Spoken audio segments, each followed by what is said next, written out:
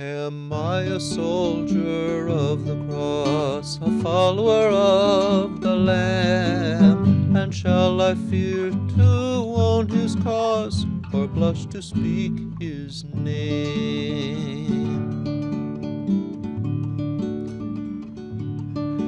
Shall I be carried to the skies on flowery beds of ease, whilst others fought to win the prize and sailed on bloody seas?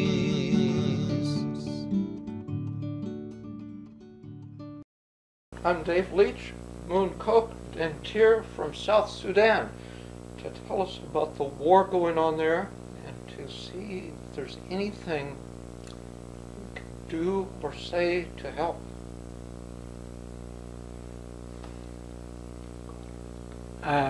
My name again is Deng Tiir. I'm from South Sudan and I live in Des Moines for 15 years. We are here tonight to talk about the situation in South Sudan. It's bad and we need a change. We need a change in South Sudan so people can live better. Yesterday we demonstrated against President Salva Kiir. We said no more Salva Kiir, no more suffering. And we don't want more suffering in South Sudan. South Sudan suffered for many years. And we want people to live in peace. So we don't need more suffering. My name is Mun Kok. I live here in Des Moines, Iowa for 18 years. And we're here today to tell you the message regarding the war in South Sudan, the country which we got about 3 years ago. Now our country has become the worst country in the world. The problem was it started as a political issue. Now it go down to ethnic cleansing, whereby Salva Kiir was the cause of the war. He doesn't know what to do with it, and now we are called upon you to stand with us to denounce Kiir from being a president of the country. So yesterday, as my colleague Deng Tiir expressed, we demonstrated yesterday and chanting of removing Kiir from the power. And we're planning to continue going all the way to Washington, D.C., and we call upon the U.S. government and also the state government. We want our senator from Iowa, representative, the entire community of Iowa, to stand with us and also denounce Kiir from moving all over the world. So United States is a country of law, whereby we cannot allow the criminal to enter to this country. As from now, we want the American government to stand and denounce Kiir to come to this country again, because it killed thousands of people, innocent people, and he doesn't know how to fix this problem. So now it's time for him to go. We are planning to pursue him through the court to call upon the world and to be arrested anyway, if there is any possibility. Thank you. You say that he does not understand how to solve the problem. Is that really what you believe, or do you mean to say he doesn't want to solve the problem? I believe he doesn't know how to solve the problem, because if he know how to solve the problem, he would have resigned. He would have called the ordinary people, because the blood now is just, the country is bleeding. If he knows how to solve the problem, he would have called the people and decide the roadmap forward. Because he's a very illiterate person who doesn't went to school in the first place, So he doesn't know how to solve the problems. He just want to stay in there to continue as a leader of the country while country is bleeding.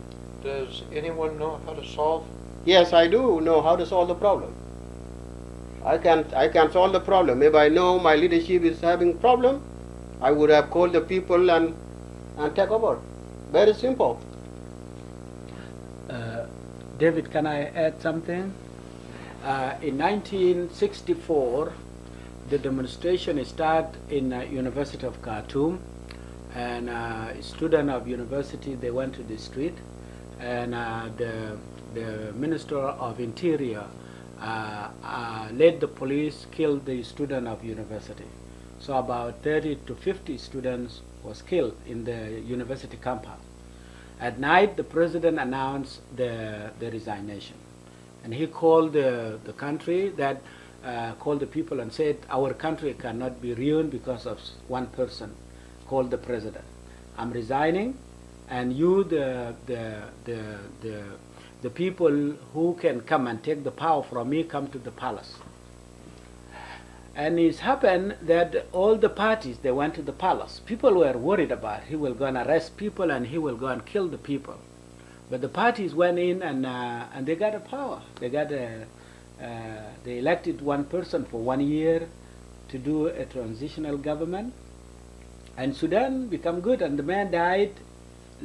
People love him because he just gave up. He said our country cannot be ruined by somebody called Ibrahim Habud. Salva Kiir, what happened in Juba on December 15? A lot of people died, and the Dinka killed the Nuer. And the president is from Dinka, and I am from Dinka myself. I cannot allow the Dinka to kill Nuer, and I cannot allow Nuer to kill Dinka. I want people to live like the life we are living here in the United States, a nation, not a tribe. But president is a tribal president. Just to get the English idiom straight, when you say you can't allow, you mean you can't accept. Can accept. I can accept the Dinka to kill Nuer, and I can accept also Nuer to kill Dinka. Yeah. We want people to live as a citizen. Okay. My question is you personally probably can't go over there and take the power from Salva Kiir. Who would? If Salva Kiir is taken down, who would be likely to replace him? There is parties in South Sudan, but those parties are not functioning, are not working, because the power is a dictator, cannot allow the people to talk. There is not a freedom of speech. People who wrote some articles about... You think there would be if Salva Kiir is taken out? If Salva knows somebody want to take a power, he will kill him. And that is why he want to kill Dr. Machar. If he grabbed Machar and catch him, he could kill him. But if he's taken out, will that change? If Salva resign today, there will be change, a good change. The Southerners, parties will sit down and they will elect somebody to go ahead, yes, and make a transition. I want to compare that hope that you're now expressing with what you said a few years ago when you prophesied that if South Sudan ever becomes free of North Sudan, of Khartoum, of the Muslim government there, that then the Dinka and Nuer would just fight each other. Yes. Do you think that wouldn't change if Salva Kiir steps down? When I was talking about the potential war between Dinka and Nuer, is the way the country, if you look at South Sudan, and why I was campaigning for unity for some time, is because, David, the South Sudan is still in a stone ages. If you look at the country, no infrastructure in South Sudan, no school, no development, nothing. The North cheated us for many years. The what? North, the Northern Sudan. North. Yes, Okay. They were using South, and the war took a time like 21 years. There is no development for 21 years in South Sudan. So if people divide it, the money, the oil money, will go to the pocket of the leaders, and then there will be no development. And that is what happened exactly. If you go to South now, from 2005 until 2010, there is no development. All the money go to individual account, individual pocket.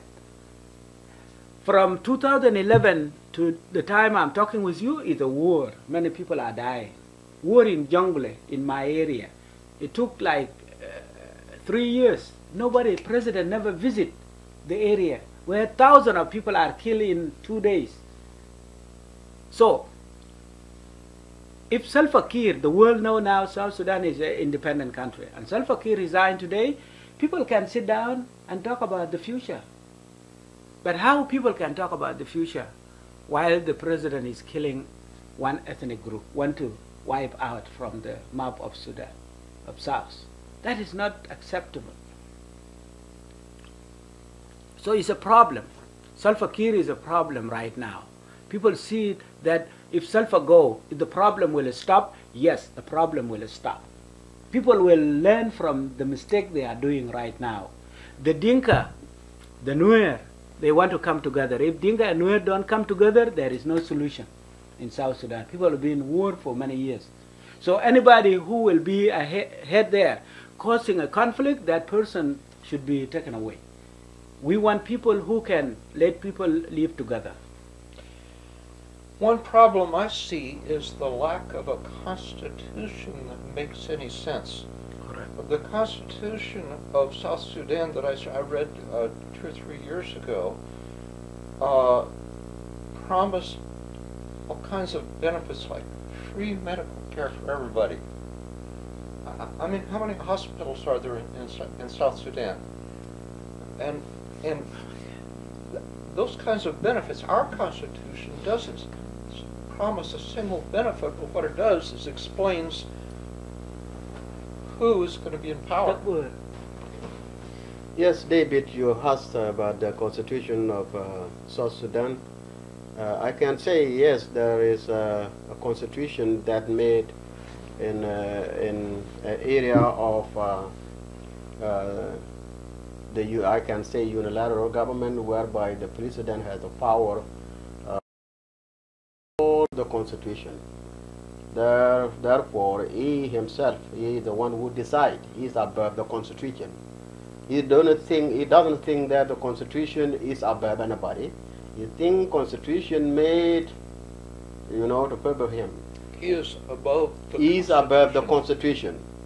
He can fire anybody, the elected governor, elected senator, and any elected official in the government is willing, or he decide any time to fire them.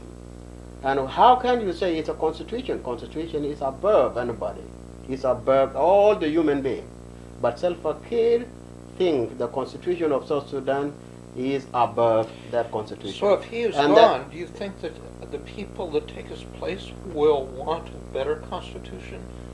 Of course, a country cannot be better without a better constitution. Constitution, there is nothing wrong with the constitution, but it is wrong when you interpret the constitution in the wrong direction, and whereby there is no hospital now, there is no development, there is no school, there is no anything. People now dying of disease because the money from the oil went to the individual pocket, including himself, Salva Kiir Mayardit. If you can see, there were about 4 billion last year went to the people pocket. And this 4 billion, if it was being used, to develop the road, the school, and the hospital, the South Sudan should be better place now. Because, people don't take it very seriously, like obey the constitution. There is no development. The constitution is there, but Salva Kiir uses it as his constitution. He doesn't even know what constitution means, because if you know the constitution, you should have a common sense. The constitution is above anybody. You cannot fire anybody who has been elected by the people.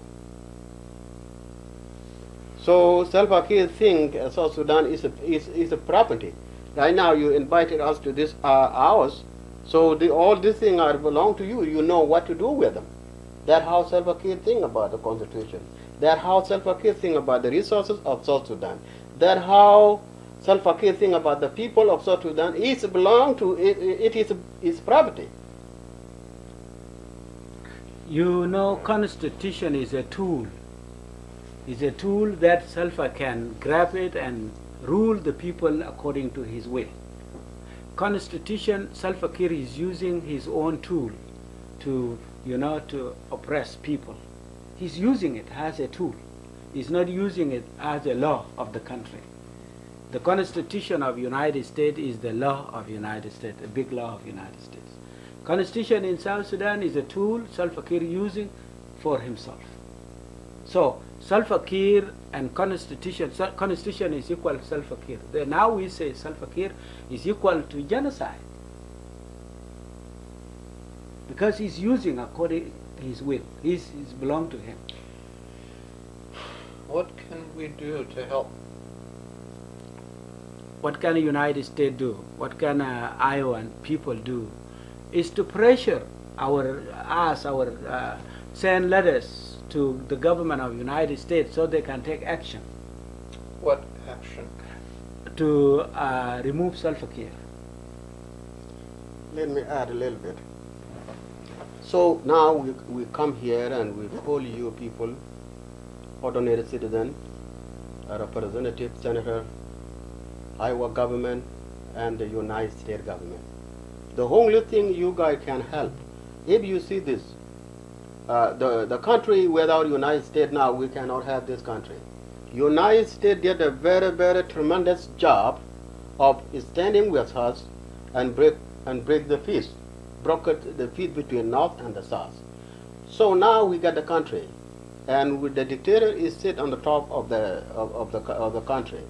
So what we want you people to help us is, we want United States to pressure the government of Salva Kiir to himself to resign.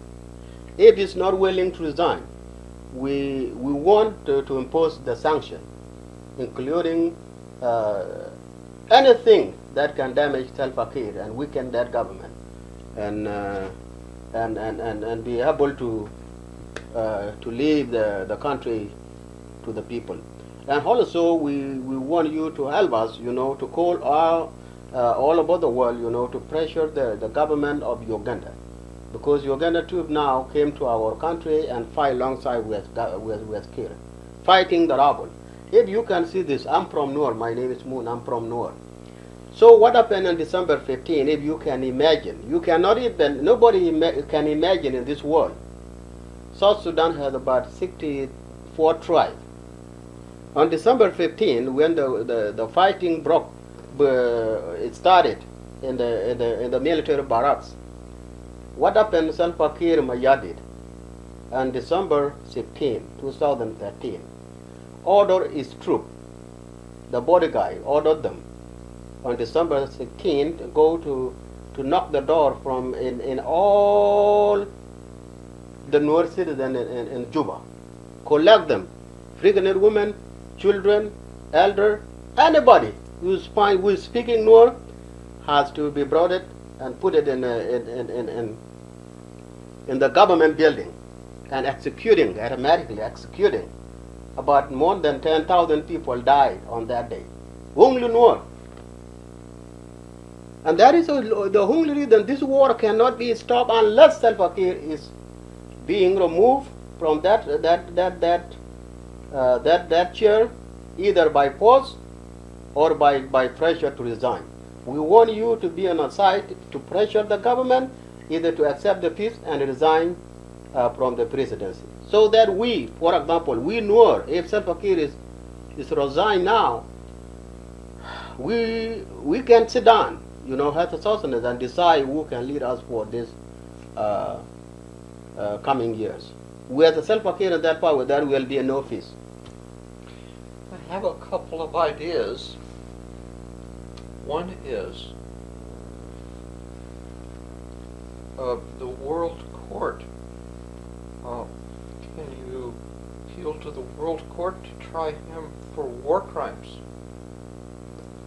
Yes, I believe there is an investigation going on in the world body that to determine what going on and collecting all the evidence that the people die on that day before they persecute Kiir Mayard. I believe Kiir Mayard will be persecuted by the world because there is a lot of evidence everywhere.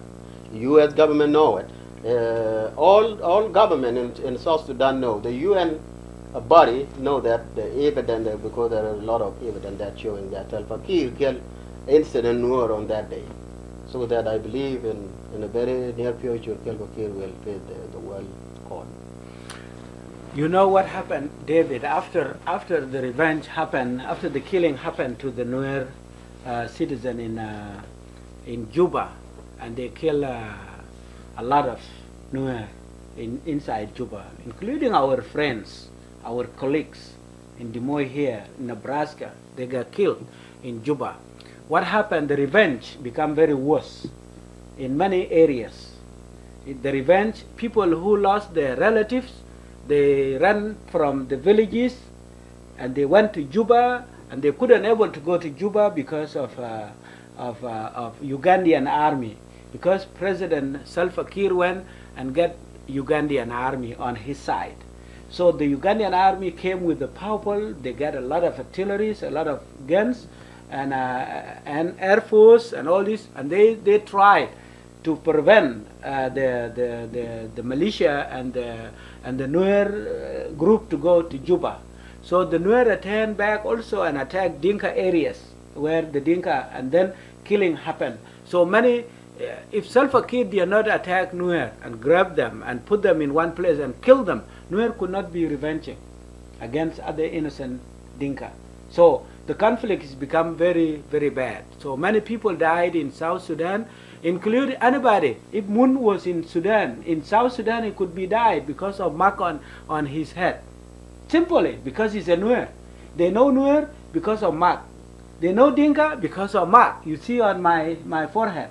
So you get killed because you are belong to the tribe and you get a mark on your head. These are really not good. Not good. So how we can make a country of Dinka? No country of Dinka. No country of Nuer. No country of tribe. The country for nation. All the tribe, all the nation become together. Like in America here, you see German, you see English, you see French, you see all the nations. And now they are making America. I've been reading a book about all the debates during the writing of our Constitution in the United States back in 1788. And there was a fear back then that if they didn't have a constitution that brought unity to the states, that the states would be fighting each other just like the countries of Europe fought each other. And as a matter of fact, before the Constitution was actually passed, there were wars between 2 or 3 of our states. The war between the states? Not the Civil War later. That was called the war between the states, but there was war between our states before 1789 when we got our Constitution. Okay.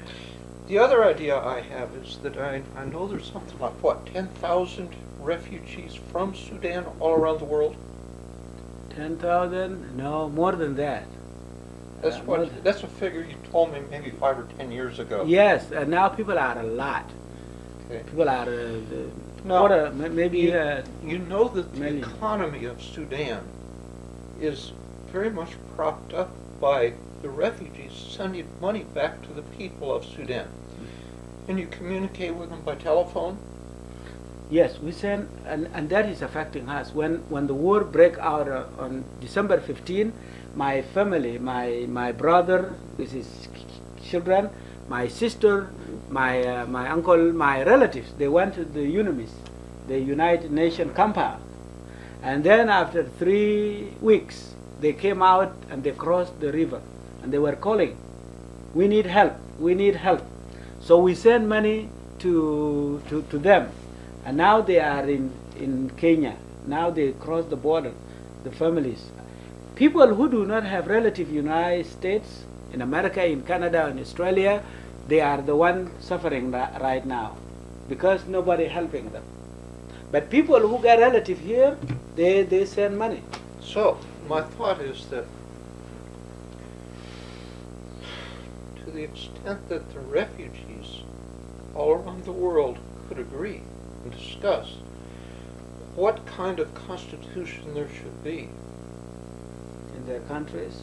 and if they could talk with the people, with their relatives in Sudan, and a lot, you know, with this money you send them is great influence.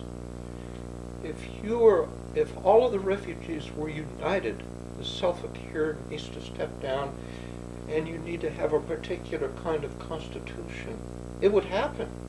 The Salva Kiir could not stop it. You know, sometimes money cannot do everything. It can. That's a. Those- That plus unity. Oh yes, those people in South Sudan, the oil belong to the South now.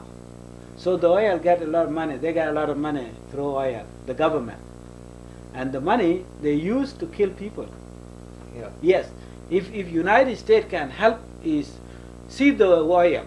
You know, when Iraq was occupied, they used oil for money, for food, for some years. You know, if they use the money, the oil money, for good thing, the peace can come. But the money, the So oil what money do you are think- used for bad thing. What do you think that the Okay. what do you think the chance is that refugees could be interested in discussing with each other and agreeing on what kind of government there should be? To be honest with you, the refugees are, to me, most of the refugees are facing some trauma, psychological trauma of the war. So if you see them here in Iowa, let us take Iowa. So, what contribution the refugees, the first generation of refugees, can contribute to the society and the community here in Des Moines, in Iowa. Most of the refugees, David Leach, they live in a refugees camp for many years, and they were getting free food, free thing, everything free. When they came to United States here, and they first start working, get a job, many people, if you ask, maybe Mun, myself, you ask, how many times you, those who paid their tickets, the ticket they came to United States, they were obliged to pay them back to the IOM, Intergovernmental Organization for Immigration. They give you a ticket to come to United States, and when you arrive, all the refugees, when you arrive, you have to pay the ticket back. How many people paid their ticket? How many people paid to the United Nations High Commissioner for Refugees to help other refugees? None. None. They will never unite it and talk about the Constitution. They are people who are traumatized and psychologically by the war. It's not easy. Maybe the next generation will think about it. Our grandparents came through difficulty, and we can help people who are living in difficulty. I told people many years ago that, hey, let us help the United Nations so that they can help other people, because we already help, and we can help anybody, anywhere. So Constitution is a big step we are talking about. I don't respect trauma as an excuse not to want to save your family. Well, I don't say that they cannot help their family. They help their families.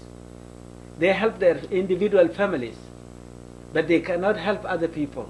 They help their, like I send money to my family. So Everybody send to his family. But the fact is, what they need more than food is peace. Peace. And the only way to have peace is to agree with other refugees about the kind of government, and to send this message along with your money that you send, so that it will to educate the families in Sudan, so so that they will support that and understand it. And that is what we did yesterday. And that's the only way you can have Yeah. peace and stop this fighting. And if so, the question is, why won't they do it? You say it's because they have trauma. I say, if that's what their families need, they need to grow up and do it. Let me say something to that. It's okay? Yeah, you say it. You think I'll make anyone mad by saying that? No, not at all. Why not? Why not? You are right. I think the question you asked David is, what kind of a government that South Sudanese people need? And to me now, there is a movement going on now. There is a political move going on around, proposed by the Yakbacha, the leader of the rebel, proposed that the South Sudan constitution must be based on the federal government, whereby the constitution will be formed based on the federal government, whereby the county has a right, to contribute in the government, the state, so that the power will be divided from the federal to state to county, or all the way to the small unit of the government. That is what's going on now. That federal government now is being backed by the all greatest Upper Nile people, which including Jonglei, Upper Nile, Unity State, and all three states of Equatoria. So now this movement is coming forward. If Salva Kiir is going to accept the peace tomorrow, and the government accept this proposal, so we will having a government that has a defined categories, and who can do this and who can do this. And the president will having own power as a president, and the other ordinary citizen will have their own power based on the constitution has been implemented by the federal government, defined by the federal government. Because now we're having a central government. The president used all the constitution, to use it in the wrong direction. If he use it in a good direction too, there would be no war now, because he used it in a bad direction. That's why we're having that war, because he don't know how to define the government. If there is a constitution that gives him all the power, there's no way you can use a constitution like that for good. That's why we're having a problem, and that's why the opposition. You need a different constitution. Yeah, and that's why we're having the rebel now came up with a federalism, whereby president has a minimum power, and the governor has his own, and the county has his and everybody has a role to play in the government. That is a constitution that we're looking for now. Now, in the U.S. Constitution, they made a distinction 200 years ago between a federal government and a national government. A federal government meant a federation of states. In other words, states working together. But states remaining sovereign. Whereas a national government meant that the individual states had no power by themselves, but if everyone voted, the majority would run the country, and if the majority all lived in one state, the other state would have no power. So they wanted to balance. They wanted to give, so our Congress has apportions power according to population. So California has about 50 congressmen, and Iowa has about 3 or 4, and the Senate has 2 senators for each state. So in the Senate, all the states are equal. In the Congress, all the people have an equal voice, and no law can be passed unless the people and the states agree. In Sudan, you have obviously the same problem. You have tribes that are at war with each other, and you need a federal government where the states can can get their what's right in peace, but you don't want a national government that will give all of the power to the Nuer and none to the Shilluk. You want each tribe to have a voice as well as the population. So is anyone talking about those kinds of balances in a constitution in Sudan?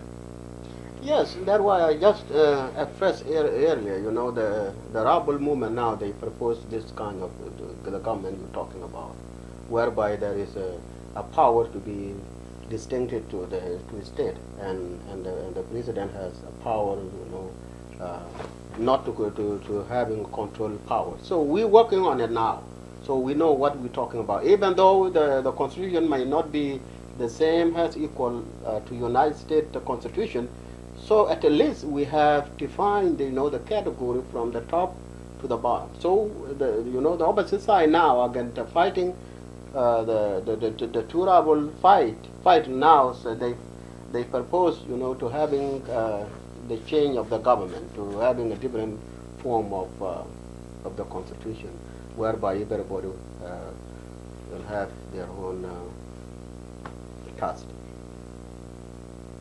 I believe there will be change. Yeah, after this war must need to be stopped, and to stop this war is to remove Salva Kiir. That is the only solution. For example, we the Nuer, we can never go back under the leadership of Salva Kiir. We will never do that. Rather to die than going back to Salva Kiir. The United States has always been very hesitant to try to remove leaders of other countries, like to assassinate them or to arrest them. It's hard enough to get the United States to support a good side of the war that seems to be, you know, a law that's interested in law. You know what we want from the United States? We want United States to stop helping Salva Kiir. Oh, we're helping them? Of course, who made the country? The United States made the country called South Sudan. United States stopped the war, negotiate the peace. So how specifically, how are we helping Salva Kiir? Well, David, if you follow from the 2005 until now, how many dollar U.S. government give it to government of South Sudan? How many? A lot of money. A lot of money is a help. And also, who trained the army of South Sudan? Is America trained the soldiers, trained South Army. Yes, they send experts, the military experts. They send, and many do you know how much we're sending? In terms of dollar? Yeah. Oh, a lot of money. United States sent a lot of money from 2005 until 2013. We can find it out from the internet, but they send a lot of money. United States.